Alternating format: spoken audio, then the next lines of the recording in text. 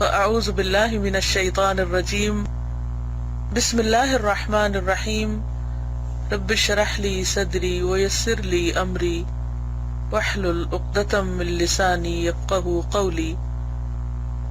فصل سوم ہے اخلاص کی حقیقت۔ معلوم ہونا چاہیے کہ ہر چیز میں دوسری چیز کی ملاوٹ کا تصور ہو سکتا ہے، یعنی ہر چیز میں دوسری چیز ملائی جاتی ہے، جیسے دودھ میں پانی ملاوٹ والا دودھ ہوتا ہے۔ پھر جب کوئی چیز ملاوٹ سے پاک اور خالص ہو تو اس کا نام اخلاص ہے۔ مثلا خالص دودھ کون سا ہوتا ہے؟ جس میں پانی نہ ملا ہوا ہو۔ اور اخلاص کی ضد اشراک ہے۔ جو مخلص نہیں وہ مشرک ہے، انڈر لائن کر لیں، جو مخلص نہیں وہ مشرک ہے، سیدھی سی بات۔ ہاں شرک کے کئی درجے ہیں، اور توحید میں اخلاص کی ضد شرک فی الالہیت ہے۔ شرک فی الالہیہ یعنی اللہ کے الہ ہونے میں شرک کرنا۔ عام طور پہ عربی میں اس کو الوہیہ بولا جاتا ہے۔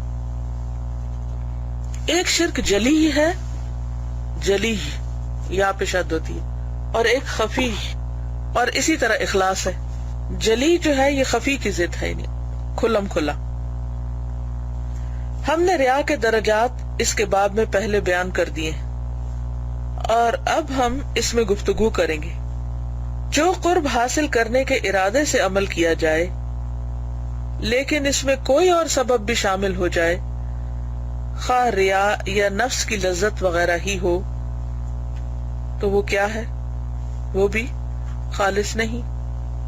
اس کی مثال یہ ہے کہ آدمی تقرب کے ارادے کے ساتھ، تقرب کیا ہے؟ نہیں، اللہ تعالیٰ کے قرب کے لیے روزہ رکھے، اس لیے روزہ رکھے کہ روزہ رکھنے کی عزت بھی حاصل کرے، یعنی لوگوں کی نظر میں معزز کہلائے کہ بڑا نیک انسان ہے، روزہ رکھے ہوئے۔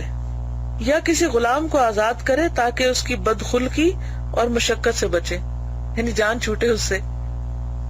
اور بظاہر کیا ہے؟ بڑا نیک عمل کرا جی، غلام آزاد کیا، حالانکہ دل میں کیا تھا کہ اس سے جان چھڑاؤ، ثواب بھی مل جائے گا۔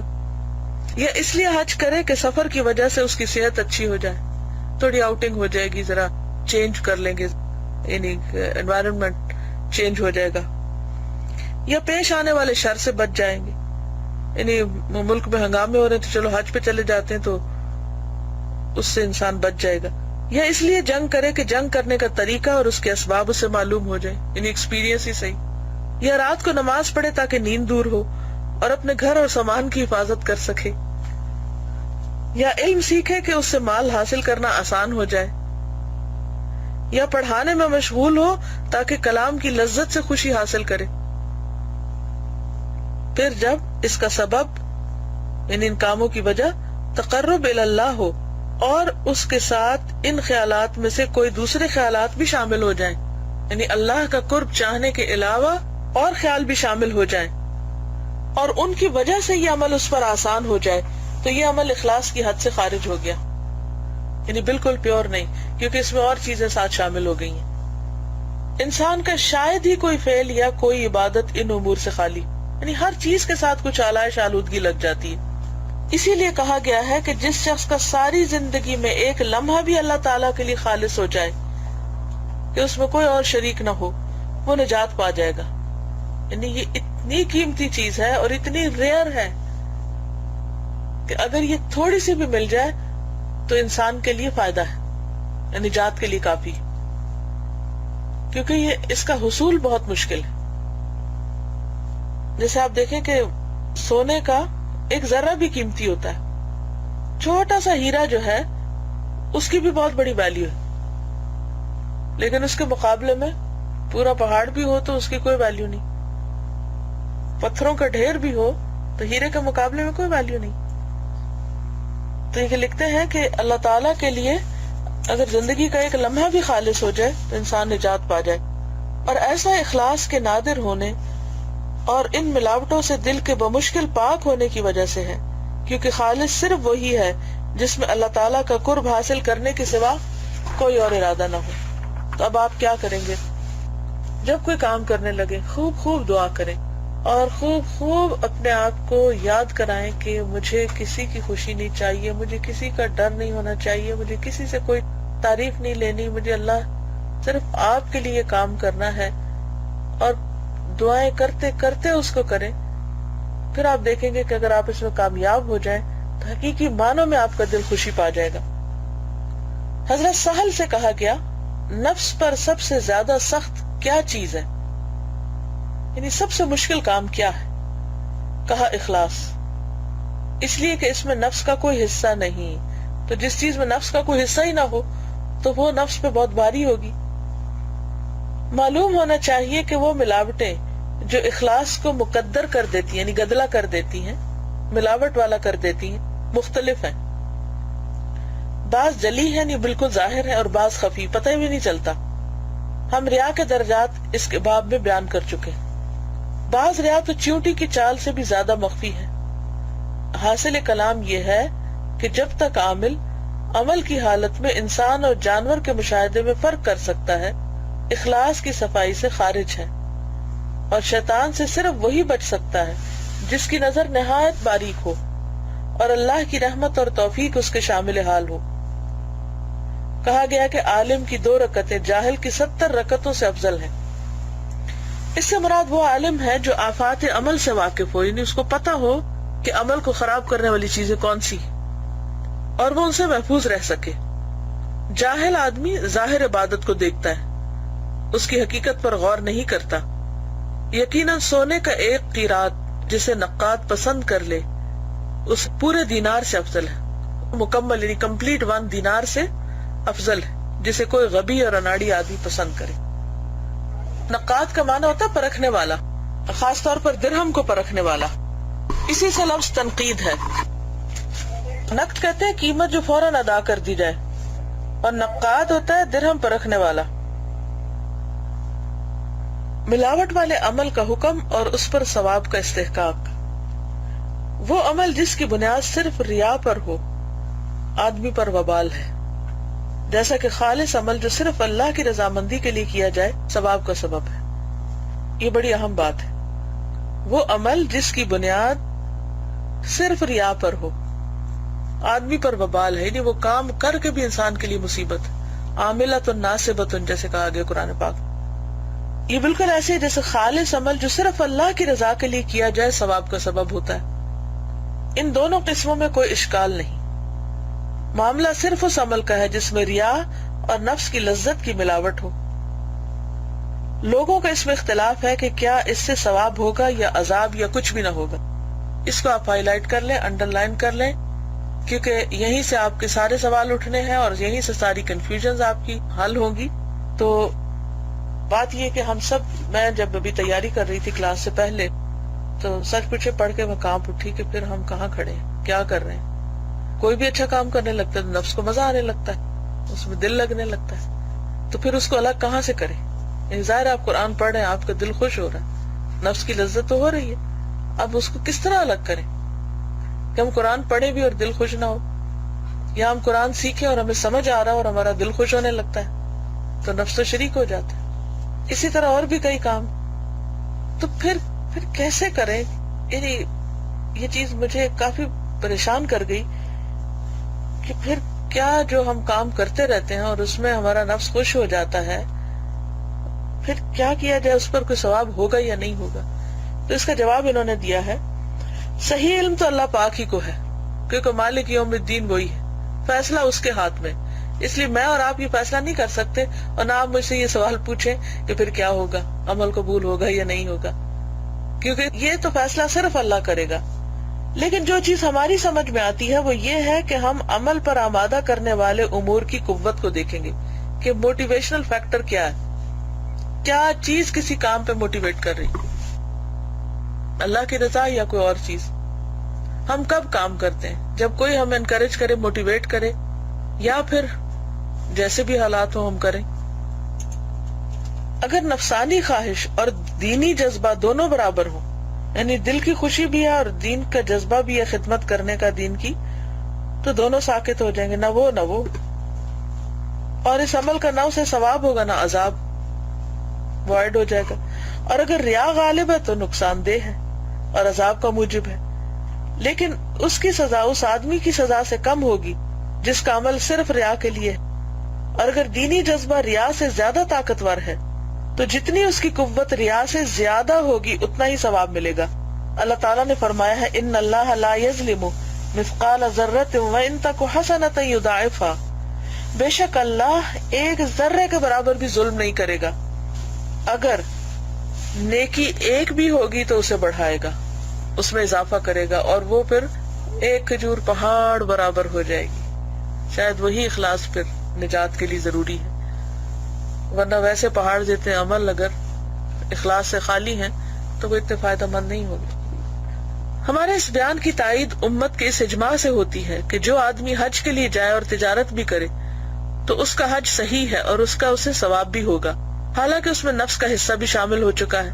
لیکن چونکہ اصلی محرک حج کا ارادہ تھا لہذا اسے سفر سے ثواب ہوگا.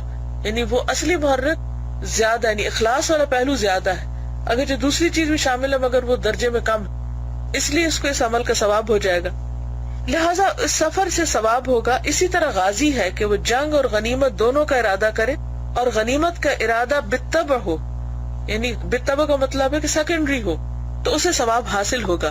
لیکن اس آدمی کے برابر نہ ہوگا جس کو غنیمت کا خیال تک نہیں ہے، یعنی اس کے ذہن میں آیا ہی نہیں کہ اس کو مال غنیمت حاصل کرنا ہے. ایسے شخص کا اجر کہیں زیادہ ہے بنسبت اس کے کہ وہ شخص جو جا رہا ہے وہ یہ بھی سوچے کہ اچھا اجر بھی ملے گا، ثواب بھی، اور اس کے ساتھ یہ کہ کچھ ہاتھ بھی آئے گا. تو بہرحال دونوں میں فرق ہے. اب یہ ہے کہ اگر آپ کے ذہن میں کچھ سوال ہے تو آپ وہ سوال کر سکتے ہیں. السلام علیکم. وعلیکم السلام. جی صاحب، مجھے آج کے لیسن میں سے یہ بات سمجھ میں آئی ہے کہ جو آخر میں بات ہوئی نا ملاوٹ کی، کہ نیت میں اگر ملاوٹ ہو جاتی ہے تو مجھے لگتا ہے کہ جو پچھلا چیپٹر ہم نے پڑھا تھا کہ نیت جو ہوتی ہے وہ دل کے ارادے کا نام ہے، تو مجھے یہ لگتا ہے کہ اگر آپ کا دل خوش ہو رہا ہے نیکی کام پہ تو وہ ملاوٹ نہیں ہے، بلکہ وہ تو دل کی آمادگی ہی تو نیت ہے. یعنی آپ شروع میں تو آپ اپنی صرف عقل سے ایک چیز کو اچھا سمجھتے ہیں اور کہ مطلب قرآن پڑھنا چاہیے یا اللہ کی عبادت کرنی چاہیے، تو آپ کا نفس اس میں ساتھ نہیں دے رہا ہوتا، تو اس وقت لگتا ہے کہ شاید آپ کی نیت خالص نہیں ہے، آپ کرنا کچھ اور چاہتے ہیں لیکن آپ صرف اپنی عقل اور اپنی سمجھ کی وجہ سے وہ اس کام میں آ رہے ہیں. تو آہستہ آہستہ جب دل آمادہ ہونے لگتا ہے تو آپ کو لگتا ہے کہ اب آپ خالص ہو گئے، اب آپ کا واقعی دل لگ رہا ہے عبادت میں یا دل لگ رہا ہے نماز میں.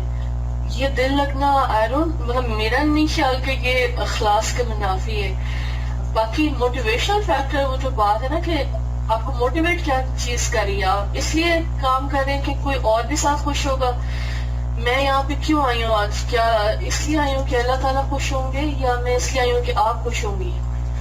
یہ چیز اخلاص کے اگینسٹ ہے کہ اگر میں اس لیے آئی ہوں کہ لوگ خوش ہوں یا میں ایک اپنی آواز یعنی سن سکوں خود بھی اور دوسروں کو سنا سکوں. یہ موٹیویشنل فیکٹر میں کوئی اور موٹیویشن کا شامل ہونا آئی تھنک یہ اخلاص کے خلاف ہے. باقی دل کا خوش ہونا، اللہ کی عبادت میں دل کا خوش ہونا، میرا نہیں خیال کہ یہ عبادت کے خلاف ہے. لیکن میں چاہتی ہوں کہ آپ کلیئر کر دیں مجھے یہ. نہیں، آپ نے خود ہی کلیئر کر دیا، آپ نے صحیح کہا ہے. I agree with you. جزاک اللہ خیر. بھیا السلام علیکم ورحمۃ اللہ وبرکاتہ. وعلیکم السلام ورحمۃ اللہ وبرکاتہ. میں نے کوشچن کرنا تھا، سم ٹائمز ہماری جو نیت بالکل خالص ہوتی ہے، فار ایگزامپل اگر ہم صدقہ وغیرہ کرنے آ رہے ہیں نیت بالکل خالص ہوتی ہے، اور ساتھ ہی لوگوں کی جو ہے وہ اپریشیٹنگ ایٹیٹیوڈ جو ہے وہ آنے لگ جاتے ہیں، اور اس میں جب ہم بھول جائیں، یعنی کہ جو وہ اپریشیٹ کر رہے ہیں اس میں ہم اگر بھول جائیں تو وہ سارا اجر نہ ضائع ہو جاتا ہے. تو اس سے بچنے کے لیے ہمیں اپنی نیت جو ہے وہ کس طرح سے جو ہے وہ بیلنس رکھنی ہوگی؟ جی، ایسے صورت میں انسان پہ چھپا کے صدقہ کرے، ایسے طریقے اختیار کرے کہ جس میں فتنے کا اندیشہ کم ہو. اور اگر کچھ ٹپس دیتے ہیں اس نیت کے خالص کرنے کے حوالے سے، مین جیسے کہ اگر ہم نماز پڑھ رہے ہیں تو اس کے دوران جو نیت جو ہے وہ خالص جو ہے وہ کس طرح سے؟ کوشش ہی ہو سکتی، بار بار انسان اپنے آپ کو یاد دہانی کراتا رہے، کیونکہ شیطان کا واری اس پر ہوتا ہے کہ وہ انسان کو اس وقت بہکا سکے، اس کا دھیان ہٹا دے، پلٹا پلٹا کے دھیان واپس اللہ کی طرف لائے. ایاک نعبد و ایاک نستعین، اسی لیے ایاک نعبد کے ساتھ ہی ایاک نستعین ہے، کیونکہ اللہ کی عبادت بھی مشکل کام ہے اور عبادت میں اخلاص اور بھی زیادہ مشکل کام ہے. جب ہم ایاک نعبد کہتے ہیں تو پھر ایاک نستعین سے ہی پار لگ سکتے ہیں. السلام علیکم استاذہ. وعلیکم السلام. یہ کوشچن میں نے کرنا تھا کہ کبھی ہم نیکی کا کام کرنے جا رہے ہوتے ہیں, نیت تو ہماری خالص ہوتی ہے, لیکن ایک دم سے وہ آ جاتا ہے کہ ارد گرد ہم لوگوں کو دیکھتے ہیں یا اس طرح سے, تو ایک دم سے وہ چیز آ جاتی ہے دل میں, اور پھر ہم اس نیکی کا کام کو چھوڑ دیتے ہیں, اس کو چھوڑ کے چلے جاتے ہیں. تو یہ بھی مطلب اس کی طرف, شیطان کی طرف سے ہوتا ہے کہ ہم اس کو چھوڑ کے چلے جاتے ہیں, یا پھر اس کام کو کر لینا چاہیے, کیونکہ نیت تو پھر آپ کی خالص نہیں رہتی. اگر آپ اس کو پیوریفائی کرنا نہیں تو دیکھیں اسی وقت اپنے آپ کو اندر ہی ڈانٹیں اور خالص کر کے کام کر جائیں, کام نہ چھوڑیں. یہ کوئی حل تو نہیں ہے نا. اب مثلا نماز پڑھتے ہو, آپ کی نیت خراب ہوئی تو آپ نماز توڑ کے گھر چلے جائیں گے. خیر آپ تو گھر میں نماز پڑھتی ہوں, کہ میں اصل مسجد میں پڑھتی ہوں, تو مجھے اس حساب سے یاد ہے کہ جب اکیلے نماز پڑھ رہے ہوتے ہیں تو پھر تو نہیں اتنا مشکل ہوتی, لیکن جب مسجد میں پڑھ رہے ہوتے ہیں یا لوگوں کے بیچ میں پڑھ رہے ہوتے ہیں, جیسے آپ لوگ ہاسٹل میں ہیں یا جماعت میں پڑھ رہے ہوتے ہیں, اس وقت زیادہ مشکل ہوتی. اب یہ تو نہیں ہوتا کہ آپ یکسوئی سے پڑھ رہے تھے, یہ کہ ایک شیطان نے وسوسہ ڈالا کہ آج تو مجھے نماز میں بڑا مزہ آ رہا ہے, تو اب اس وقت کہ اوہو میری تو نیت خراب ہو گئی, اب تو آگے نماز پڑھنے کا فائدہ نہیں. تو ایسا تو نہیں ہوتا, ہم کمپلیٹ کرتے ہیں اور اللہ سے توبہ کرتے ہیں. تو اسی طرح یہ ہے کہ اگر کوئی بھی کام آپ کر رہے ہوں اور آپ سمجھیں کہ نیت خراب ہو رہی ہے, تو کام نہیں چھوڑیں, کام کرتے جائیں, نیت ٹھیک کر لیں. جزاک اللہ خیر. وَإِيَّاكُمْ. السلام علیکم. وعلیکم السلام. کہ پیج نمبر 536 اس کے اینڈ میں نا یہ بات پڑھ کے خوشی بھی ہو رہی تھی, لیکن تھوڑی سی کنفیوژن بھی تھی کہ اگر دینی جذبہ ریاض سے زیادہ طاقتور ہے تو جتنی اس کی قوت ریاض سے زیادہ ہوگی اتنا ہی ثواب ملے گا. تو اس کو پڑھ کے میں یہ سوچ رہی تھی کہ مطلب ہمارے جیسا ہوتا ہے اکثر نیت میں تھوڑی سی وہ ایڈیشن ہو جاتی ہے ریا کی, جی ملاوٹ. ہم کام اچھی نیت سے کرتے ہیں لیکن لوگ آ کے اس کو خراب کر دیتے ہیں, کیونکہ مطلب کوئی آ جائے تو اس وقت انسان کے دل میں آتا ہے کہ وہ بھی دیکھ رہے زیادہ اچھا کر لیں, یا مطلب نہیں بس فوراً اپنے آپ کو چونٹی کاٹا کرے اور استغفار پڑا کرے اندر ہی اندر. تو یہ کہتے ہیں مطلب ہم مطلب دینی جذبہ یہ ہوگا کہ ہم لوگ اپنے دل میں مطلب خود کو کرتے رہتے ہیں کہ نہیں خود کو مطلب اللہ تعالیٰ کے لیے خالص رکھنا ہے, اور ہاں بالکل, یعنی وہ جو اسٹرگل ہوگی نا, آپ کی اسٹرگل ہوگی, یہ دیکھا جائے گا کہ آپ نے کام کی نیت کی, ساتھ ہی ملاوٹ آ گئی, اب آپ کی اسٹرگل شروع ہو گئی, اب آپ 5% پہ جا رہے ہیں, 10% پہ, 20% پہ, جو پلڑا بھاری ہو جائے گا اس کی طرف آپ کا اجر چلا جائے گا.